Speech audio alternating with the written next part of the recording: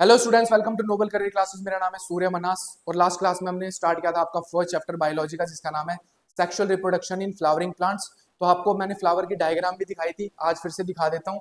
ये आपका बच्चों पूरा का पूरा फ्लावर है, जिसमें फ्लावर जो होता है आपका सेक्स ऑर्गन ऑफ प्लांट होता है कि नहीं होता। पहली बात, पहला पॉइंट हमारा कवर हो जाता है कि सेक्स ऑर्गन ऑफ प्लांट है।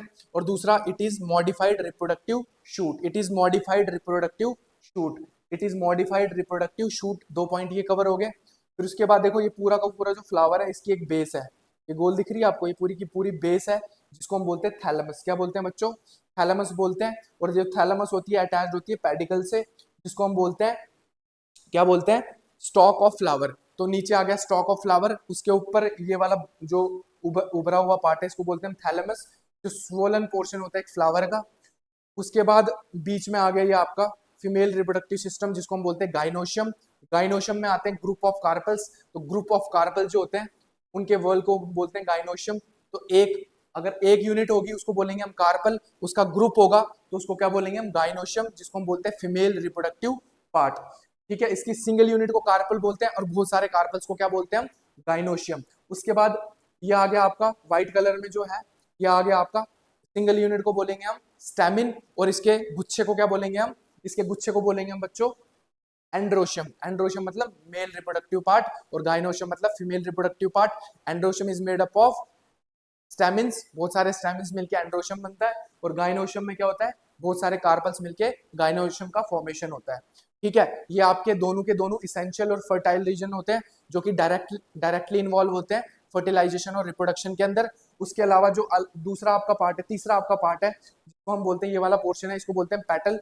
एक यूनिट को बोलेंगे पेटल, और इसके ग्रुप को बोलेंगे, इसके वर्ल को बोलेंगे हम कोरोला। ठीक है, और ये ग्रीन वाला पोर्शन है, इसकी सिंगल यूनिट को हम सेपल बोलेंगे, और इसके ग्रुप को या वर्ल को हम क्या बोलेंगे बच्चों? कैलिक्स। ठीक है, तो चार चीजें हमारे पास होगी, कौन कौन सी? Gynoecium, androecium, corolla and calyx. ठीक है, इनमें से एंड्रोशियम एंड गाइनोशियम आपके इसेंशियल पार्ट हैं, जो कि डायरेक्टली इन्वॉल्व है फर्टिलाइजेशन और प्रोडक्शन के अंदर। और जो इसके अलावा सेपल्स एंड पेटल्स हैं, जिनको कोरोला और कैलिक्स भी बोलते हैं, उनके ग्रुप को, वो नॉन इसेंशियल है और वो डायरेक्टली इन्वॉल्व नहीं होते। तो चार चीजें कुल मिलाकर आपको याद रखनी है। सबसे पहले, एंड्रोशियम गाइनोशियम क्या होता है, इसकी सिंगल यूनिट को क्या बोलते हैं? गाइनोशियम की सिंगल यूनिट को हम कार्पल बोल देते हैं, और एंड्रोशियम की सिंगल यूनिट को हम स्टेमिन बोल लेते हैं, जो कि हमने लास्ट क्लास में भी पढ़ा था। और उसके बाद कैलिक्स जो है, कैलिक्स जो है, ये ग्रुप को बोलते हैं, सेपल्स के ग्रुप को बोलते हैं, उसके वर्ल को बोलते हैं हम कैलिक्स। एंड कोरोला हो गया पेटल के पेटल के ग्रुप को। ठीक है, बहुत सारे पेटल्स मिला, उनका जो वर्ल होगा उसको हम क्या बोलेंगे? करोला। तो चार चीजें कुल मिला के। और पांचवी चीज याद रखनी है, फ्लावरिज्म मॉडिफाइड मॉडिफाइड शूट। ठीक है, शूट से मॉडिफिकेशन से बनता है फ्लावर। ये आपको पूरा फ्लावर, इसका स्क्रीनशॉट ले लो। ठीक है, तो बीच वाला पोर्शन हो गया आपका stigma style ovary, last class में भी हमने देखा था। नेक्स्ट आगे बढ़ते हैं बच्चों।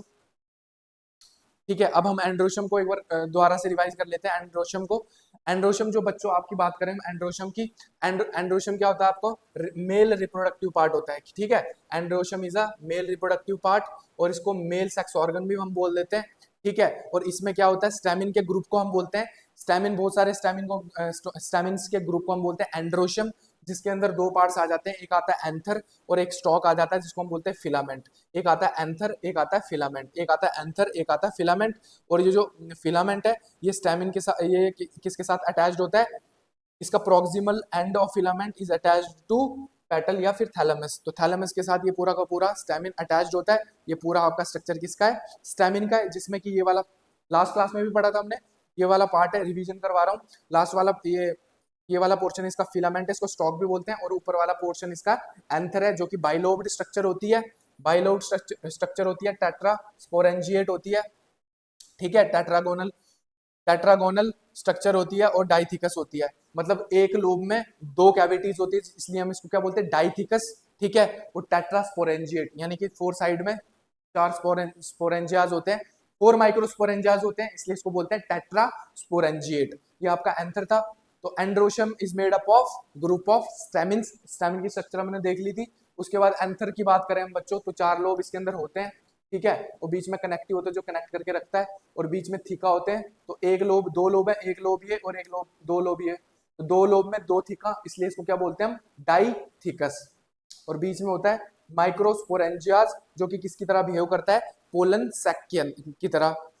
पोलन कैविटी, पोलन सैक बोल दो, जिसके अंदर पोलन ग्रेन्स बनेंगे, उसकी तरह बिहेव करता है। तो ये आपका था एंड्रोशम और स्टैमिन। उसके बाद बात करते हैं बच्चों, अगर इसको हम डिटेल में देखें, इसकी लेयर्स भी देखी थी हमने लास्ट क्लास में, सब कुछ पढ़ चुके हैं, रिवीजन कर रहे हैं जस्ट। 3 लेयर थी। सबसे आउटर मोस्ट लेयर थी एपिडर्मिस, सेकंड वाली लेयर है एंडोथीसियम, थर्ड वाली लेयर है मिडल लेयर, और फोर्थ वाली लेयर है टेपिटम, जिसमें से कि आउटर थ्री लेयर जो थी वो प्रोटेक्शन प्लस डाइसेंस में हेल्प करती है। डाइसेंस क्या होता है बच्चों? Bursting of anther to liberate और रिलीज पोलन ग्रेन्स। तो जब एंथर बर्स्ट करता है, वो मैच्योर हो जाता है, तो उसके अंदर वो बर्स्ट करता है, तो उसमें से पोलन ग्रेन बाहर रिलीज होता है, बाहर रिलीज हो जाते हैं, उसको बोलते हैं डाइसेंस। तो डाइसेंस क्या होता है? Bursting of anther to liberate और रिलीज ऑफ पोलन ग्रेन। फिर उसके बाद जो चौथा पोर्शन है वो है टैपिटम। टैपिटम इनर मोस्ट है, जो कि न्यूट्रिटिव होता है, न्यूट्रिशन प्रोवाइड करता है डेवलपिंग डेवलपिंग पोलन ग्रेन को। फिर एक से ज्यादा न्यूक्लियस होते हैं और इसका डेंस साइटोप्लाज्म होता है, लास्ट क्लास में भी हमने देखा था। ठीक है, नेक्स्ट अगर आगे बढ़े, एक बार दोबारा रिवाइज कर लो, एक बार देख लो, स्क्रीनशॉट ले लो। नेक्स्ट लेयर्स थी, अगर आपसे पूछे कि एपिडर्मिस कैसी होती है, आउटर मोस्ट लेयर होती है, सिंगल होती है। एंडोथीसियम क्या होती है? ये भी सिंगल होती है। मिडल लेयर कैसी होती है? 2 या 3 लेयर्स की होती है, मतलब डबल लेयर भी हो सकती है और 3 लेयर की भी हो सकती है। और लास्ट वाली टेपिटम, जो कि इनर मोस्ट लेयर होती है, जो वो भी सिंगल होती है। ठीक है, तो एपिडर्मिस इज आउटर मोस्ट और tapetum is inner most.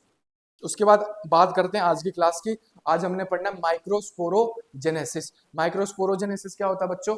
Micro मतलब माइक्रोस्पोर्स और जेनेसिस मतलब फॉर्मेशन। तो formation of microspore from from MMC, microspore mother cell. तो माइक्रोस्पोर मदर सेल से माइक्रोस्पोर का formation is known as microsporogenesis. Genesis मतलब formation और माइक्रोस्पोर मतलब माइक्रोस्पोर का फॉर्मेशन। तो बच्चों देखो, ये आपका था एंथर। एंथर के अंदर जो आपके माइक्रोस्पोरेंजिया थे, टेट्रास्पोरेंजिएट होता है आपका। तो ये आप इसमें स्पोरेंजिया में चले जाओ। स्पोरेंजिया के अंदर क्या होते हैं? स्पोरोजीनस टिश्यूज होते हैं, स्पोरोजीनस सेल्स प्रेजेंट होते हैं। स्पोरोजीनस सेल्स जो होते हैं बच्चों, ये बिहेव करते हैं, इसका स्पोरोजीनस टिश्यू का हर एक सेल बिहेव एज एमएमसी या फिर एसएमसी, यानी कि माइक्रोस्पोर मदर सेल या फिर स्पोर मदर सेल। तो स्पोरोजीनियस टिश्यू यानी कि स्पोरोजीनियस जो टिश्यू है, इसमें बहुत सारे स्पोरोजीनियस सेल्स हैं और उनका हर एक सेल बिहेव किसकी तरह करता है? एमएमसी की तरह, यानी कि माइक्रोस्पोर मदर सेल की तरह या फिर स्पोर मदर सेल की तरह। तो स्पोरोजीनियस टिश्यू का हर एक सेल बिहेव एज एमएमसी या फिर एसएमसी, यानी कि माइक्रोस्पोर मदर सेल या स्पोर मदर सेल। ठीक है, तो स्पोरोजीनियस सेल जो होंगे ये स्पेशलाइज्ड एड, इनका हर एक सेल किसकी तरह स्पेशलाइज्ड होता है? माइक्रोस्पोर मदर सेल की तरह। रुको एक मिनट, दोबारा समझाता हूँ। हमने क्या पढ़ा? हमने पढ़ा एंड्रोशम, गाइनोशम, फिर हमने पढ़ा मेल रिप्रोडक्टिव पार्ट जो स्टैमिन था। स्टैमिन में हम घुसे किसके अंदर? अपना बाइलोब स्ट्रक्चर एंथर के अंदर। उसका जो एंथर उठाया, एंथर के अंदर क्या था? माइक्रोस्पोरेंजिया थे, जिसके अंदर माइक्रोस्पोर मदर सेल है, यानी कि स्पोरोजीनियस सेल्स हैं, जिनको जो कि किसकी तरह बिहेव करता है? हर एक सेल के अंदर ये पोटेंशियल होता है कि वो पोलन ग्रेन को बना सके। तो ये स्पोरोजीनियस सेल्स था, स्पोरोजीनियस सेल है, ये किसकी तरह बिहेव करता है? माइक्रोस्पोर मदर सेल की तरह या फिर स्पोर मदर सेल की तरह। तो स्पोरोजीनियस सेल्स जो है ये क्या करते हैं? माइक्रोस्पोर मदर सेल की तरह बिहेव करते हैं। फिर इसमें क्या होता है? फर्स्ट मियोसिस फर्स्ट होता है और ये कन्वर्ट हो जाता है माइक्रोस्पोर डायाड के अंदर। माइक्रोस्पोर डायाड के अंदर, यानी कि एक सेल में मियोसिस हुआ और ये कन्वर्ट हुआ 2 सेल्स के अंदर। ठीक है, तो इसको बोलते हैं माइक्रोस्पोर डायाड। फिर इसमें फिर से क्या होता है? मियोसिस 2 होता है। मियोसिस 2 होने के बाद बच्चों ये कन्वर्ट होता है माइक्रोस्पोर टेट्राड के अंदर, यानी कि ये बन गया आपके 4 माइक्रोस्पोर्स। कितने माइक्रोस्पोर बन गए? 4। तो हमारे पास एक सेल था स्पोरोजीनियस सेल, जिसके अंदर पोटेंशियल था कि वो क्या बनाए? माइक्रोस्पोर। ठीक है, तो हर एक cell of sporogenous tissue behave as MMC, यानी कि माइक्रोस्पोर मदर सेल, जिसके अंदर की फर्स्ट मियोसिस हुआ। फर्स्ट मियोसिस के बाद बना माइक्रोस्पोर डायाड। ठीक है, यानी कि 2 माइक्रोस्पोर्स का फॉर्मेशन हुआ और उसके बाद मियोसिस सेकंड के बाद हो गया माइक्रोस्पोर टेट्राड। ठीक है, टेट्राड का फॉर्मेशन हुआ, तो फिर ये 4 माइक्रोस्पोर बन गए। तो all 4 microspores are formed in a cluster, they are associated. ठीक है, एसोसिएट होते हैं, जब ये बनते हैं ये एसोसिएटेड होते हैं। तो वह जब एंथर मैच्योर हो जाता है और डिहाइड्रेट करता है, उसमें से वाटर बाहर आता है, तो चारों के चारों माइक्रोस्पोर कैसे होते हैं? फंक्शनल होते हैं। चारों के चारों माइक्रोस्पोर कैसे होंगे बच्चों? फंक्शनल होते हैं। एक बार रिवाइज कर लेते हैं माइक्रोस्पोरोजेनेसिस को। माइक्रोस्पोरोजेनेसिस क्या होता है? Formation of microspore from MMC, यानी कि माइक्रोस्पोर मदर सेल। और माइक्रोस्पोर मदर सेल कहाँ से स्टार्ट होता है? कि आपके माइक्रोस्पोरेंजिया के अंदर क्या है, स्पोरोजीनियस टिश्यू है। स्पोरोजीनियस टिश्यू का हर एक cell behave as microspore mother cell या फिर स्पोर मदर सेल। तो उसके अंदर क्या है, एक सेल के अंदर होगा मियोसिस फर्स्ट, फिर उससे बनेगा हमारा माइक्रोस्पोर डायाड, और माइक्रोस्पोर डायाड के अंदर फिर से मियोसिस सेकंड हो जाएगा, जो जो कन्वर्ट हो जाएगा माइक्रोस्पोर टेट्राड के अंदर, और हमारे बन जाएंगे 4 माइक्रोस्पोर। और चारों माइक्रोस्पोर स्टार्टिंग में क्या होते हैं, क्लस्टर में होते हैं और एसोसिएटेड होते हैं। ठीक है, जब एंथर मैच्योर होता है या फिर डिहाइड्रेट होता है तो ये सेपरेट कर जाते हैं चारों के चारों माइक्रोस्पोर्स। और चारों के चारों माइक्रोस्पोर कैसे होते हैं बच्चों, फंक्शनल होते हैं। ठीक है, फिर उसके बाद ये चारों के चारों माइक्रोस्पोर आपके कितने, 1 2 3 एंड 4 माइक्रोस्पोर्स हैं।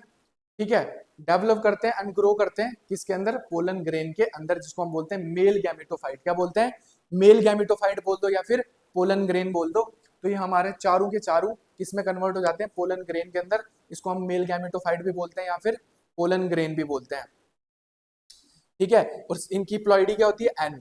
ठीक है, एन क्योंकि मियोसिस हुआ तो एन हो जाएगी इनकी प्लॉइडी, है ना। और चारों के चारों कैसे होते हैं, फंक्शनल होते हैं। तो और चारों के चारों किस में कन्वर्ट हो जाएंगे, पोलन ग्रेन के अंदर। ठीक है, तो एक स्पोरोजीनियस सेल से यानी कि एक एमएमसी से, माइक्रोस्पोर मदर सेल या फिर स्पोर मदर सेल से कितने बनते हैं, 4 पोलन ग्रेन बन जाते हैं। और चारों के चारों कैसे होते हैं बच्चों, फंक्शनल। ये याद रखना, कैलकुलेशन में भी काम आता है। तो चारों के चारों में ये फंक्शनल होते हैं। ठीक है, उसके बाद पोलन ग्रेन की बात करें बच्चों, ये आपका पोलन ग्रेन ऐसा दिखता है। अब इसके अंदर इसकी स्टडी करेंगे, इसके कितनी लेयर होती है और कौन कौन सी लेयर किस चीज की बनी होती है। ये आपका बच्चों पोलन ग्रेन है। पोलन ग्रेन जो है इसकी एक तो ये ऑरेंज कलर में जो आपको लेयर दिख रही है, इसको बोलते हैं आउटर मोस्ट लेयर, जो कि होती है एक्साइन। इसको बोलते हैं एक्साइन, जो कि बनी होती है किसकी, स्पोरोपोलिन की। बहुत इंपॉर्टेंट है ये, बहुत ही ज्यादा इंपॉर्टेंट है स्पोरोपोलिन। नीट में भी क्वेश्चन आता है, ऐसे भी जनरल नॉलेज के लिए पूछ लेते हैं। ठीक है, तो outer most layer of pollen grain जिसको हम बोलते हैं एक्साइन। ठीक है, इसके अलग अलग पैटर्न्स होते हैं, अलग अलग पैटर्न्स होते हैं। तो डिफरेंट डिफरेंट स्पीशीज में इनकी अलग अलग नक्काशी होती है। ठीक है, अलग अलग स्ट्रक्चर्स होते हैं, अलग अलग पैटर्न्स होते हैं, सेम नहीं होती है एक्साइन।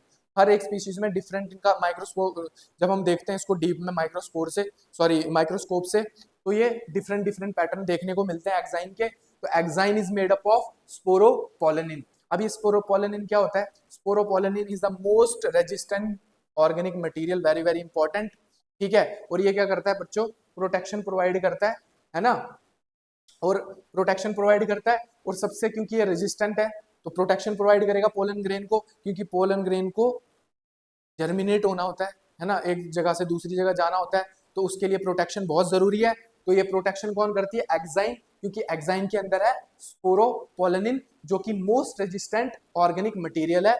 और ये can withstand with alkali acid enzymes, strong strong acid ले लो, अल्कली ले लो, एंजाइम्स ले लो, उस केसेस में भी ये क्या करती है, विदस्टैंड करती है, और हार्श कंडीशन में भी सर्वाइव करने के काबिल रह सकता है कौन, pollen grain, due to exine, क्योंकि exine is made up of sporopollenin.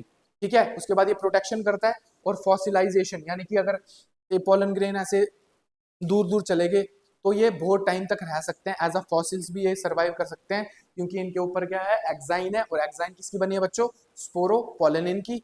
तो फिर ये फॉसिलाइजेशन इनका अगर हो गया तो टैक्सोनॉमिक स्टडी के लिए भी हम इसको इस्तेमाल कर सकते हैं। ठीक है, क्योंकि प्रोटेक्टेड है हजारों सालों से, क्योंकि इसके अंदर है exine. Exine is made up of sporopollenin which is most resistant organic material. तो ये आपकी एक्साइन थी बच्चों, ये वाली। और इसमें होते हैं बीच बीच में पोर्स होते हैं, जिनको हम क्या बोलते हैं, जर्म पोर्स। जर्म पोर्स किस लिए इस्तेमाल होता है, कि जब पोलन ग्रेन स्टिग्मा के ऊपर लैंड करेगा तो जो इसके अंदर से पोलन ट्यूब निकलेगी, तो पोलन ट्यूब कहाँ से निकलेगी, इस जर्म पोर के थ्रू निकलेगी बाहर। तो germination of pollen tube through germ pore. तो जर्म पोर का क्या फंक्शन हो गया बच्चों, ठीक है, ये कॉन्टिन्यूस नहीं होती, एक्साइन इज नॉट कॉन्टिन्यूस, क्योंकि अगर ये कॉन्टिन्यूस होगी, इसमें पोर नहीं होगा, जर्म पोर नहीं होगा, तो पोलन ट्यूब कहाँ से निकालोगे आप, तो जर्मिनेशन कैसे होगा, तो जनरेशन आगे कैसे बढ़ेंगी।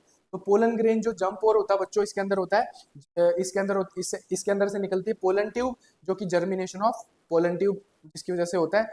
ठीक है, ये फंक्शन याद रख लेना। इनर मोस्ट लेयर है जिसको हम बोलते हैं इंटाइन। क्या बोलते हैं, इंटाइन। इंटाइन जो होती है कॉन्टिन्यूअस होती है, और ये किसकी बनी होती है, पैक्टोसेल्यूलोज की। इसकी पैक्टोसेल्यूलोज की। तो इनर वाली लेयर जो ये वाली लेयर है पिंक कलर की, ये आपकी इनर मोस्ट लेयर है जिसको हम बोलते हैं इंटाइन। इंटाइन कॉन्टिन्यूअस होती है और it is made up of pectocellulose. तो कुल मिला के एक बार रिवाइज कर लेते हैं पोलन ग्रेन को। तो हमने पढ़ा आज माइक्रोस्पोरोजेनेसिस। माइक्रोस्पोरोजेनेसिस मतलब formation of microspore from MMC, यानी कि माइक्रोस्पोर मदर सेल या फिर स्पोर मदर सेल। अब हमारे पास क्या है, एंथर है। एंथर के अंदर क्या है, माइक्रोस्पोरेंजियाज है, टेट्रा स्पोरेंजिएट होता है हमारा जो ये एंथर है, टेट्रास्पोरेंजिएट होता है, जिसमें कि क्या होता है कि उसके अंदर सेंटर में क्या होता है, होमोजीनियस सेल्स होते हैं जिसको हम बोलते हैं स्पोरोजीनियस टिश्यू। उसके अंदर सेल्स प्रेजेंट होते हैं जिनको बोलते हैं स्पोरोजीनस सेल। और हर एक सेल जो होता है उसके अंदर पोटेंशियल होता है कि पोलन ग्रेन बना सके। तो उसमें क्या होता है बच्चों, मियोसिस फर्स्ट होता है, फिर बनता है डायाड, और माइक्रोस्पोर फिर उस मियोसिस सेकंड होता है, फिर बनता है माइक्रोस्पोर टेट्राड। तो चार बनते हैं, चारों के चारों पोलन ग्रेन में कन्वर्ट होते हैं, मैच्योर हो जाते हैं। ठीक है, पहले तो वो एसोसिएट होते हैं स्टार्टिंग में, फिर जैसे ही एंथर मैच्योर होता है और डिहाइड्रेट होता है, उसमें से वाटर बाहर निकलता है, तो चारों के चारों पोलन ग्रेन अलग अलग हो जाते हैं। ठीक है, फिर पोलन ग्रेन की बच्चों अगर स्ट्रक्चर की बात करें, पोलन ग्रेन की स्ट्रक्चर की बात करें तो इसमें कितनी लेयर्स होती हैं, दो लेयर्स होती हैं, एक तो एक्साइन एक इंटाइन। तो एक्साइन होती है या आउटर मोस्ट लेयर होती है जो कि कॉन्टिन्यूअस नहीं होती, इसके बीच बीच में डिसकॉन्टिन्यूटी देखी जाती है, जो कि होते हैं जर्म पोर्स। जर्म पोर्स में से निकलती है पोलन ट्यूब। ठीक है, और ये जो एक्साइन है it is made up of sporopollenin, most resistant organic material है। ठीक है, और इसकी वजह से प्रोटेक्शन भी मिल जाती है इसको पोलन ग्रेन को, और उसकी वजह से फॉसिलाइजेशन भी हो सकता है उसका पोलन ग्रेन का, इसलिए उसको टैक्सोनॉमिक स्टडी में भी इस्तेमाल करते हैं हम। और दूसरी बात, ये हाई एसिड हाई एंजाइम्स के अंदर भी विथस्टैंड कर सकता है, क्योंकि ये है स्पोरोपोलिन। स्पोरोपोलिन याद रख लेना, स्पोरोपोलिन बहुत इंपॉर्टेंट है। उसके बाद जंप ओर की बात करें तो ये बात कर ली मैंने कि ये यहाँ से ट्यूब निकलती है बाहर, और इनर वाली लेयर है, ये है आपकी इनर मोस्ट लेयर जिसको बोलते हैं इंटाइन, जो कि कॉन्टिन्यूअस होती है and it is made up of pectocellulose. ठीक है बच्चों, तो ये आपका था पोलन ग्रेन। तो पोलन ग्रेन तक आज रखेंगे हम, नेक्स्ट क्लास में इसको आगे बढ़ाएंगे। तब तक जुड़े रहिए नोबल करियर क्लासेस के साथ। Thank you so much. जय हिंद, जय भारत।